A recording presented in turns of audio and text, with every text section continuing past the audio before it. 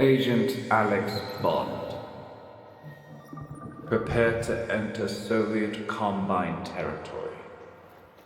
Investigate their dramatic military movements and the rogue distress signal regarding a mysterious weapon.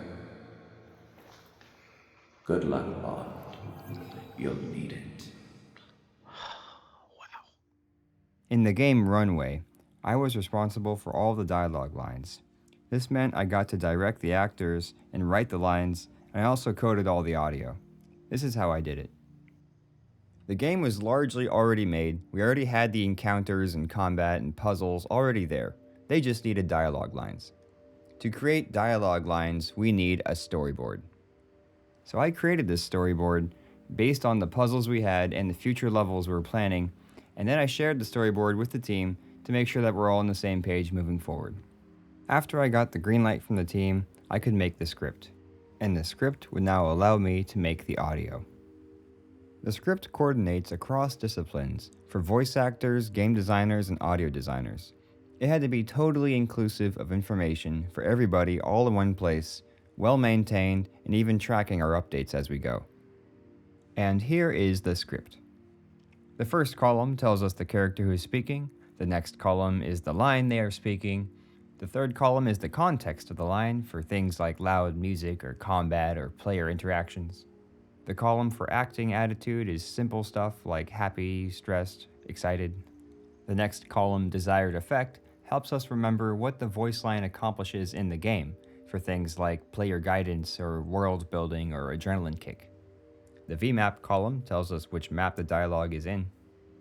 The next column is the file name, starting with DX to signify its dialogue audio, followed by the map, followed by the sequence number, followed by the character. The sequence number is 3 digits long with plenty of unused numbers. This preserves the chronological order of all the files even after new lines are added. Variations were included by adding an extra number after the character. The final format of dialogue audio in Runway was 16-bit. I distinguished this by adding a 16 to the front of the file name convention. The next column notates the date of the session that the dialogue was recorded, and perhaps there's some feedback for the actor's performance.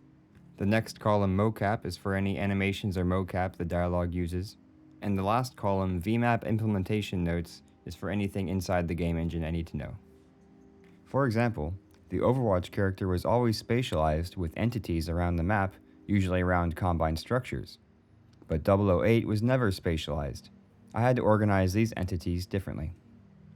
If you assign every dialogue line its own entity, you're going to have a bunch of entities, a bunch of names, and dialogue names. It's going to get very confusing, and it's also not very efficient. The team isn't going to like it. You need something that's very simple and efficient and easy to move around. I arranged a system such that one line of code, like this, can completely handle a dialogue line. Here's how it works.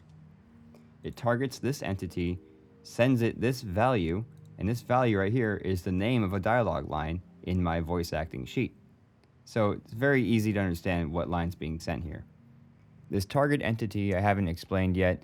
It's basically a list of every voice line, and it puts the voice line you call into a sound entity and then plays that voice line. So it's all very self-contained and simple.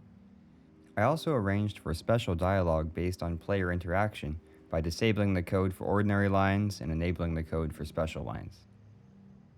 The dialogue audio was recorded by the voice actors in their home studios using Audacity.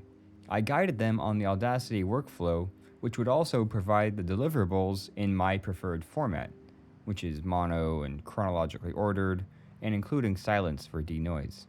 Then I brought the audio into Reaper for editing, denoise, normalizing, and the batch processing mix like compression, saturation, reverb, all these things to give the final result of the audio we would hear in the game and we did here in the beginning of the video. I planned this dialogue project with insight from Mark Esdale. His influence guided my pipelines and vision for Runway, which ultimately was an incredible delight to create. Thanks, Mark, and thanks for watching.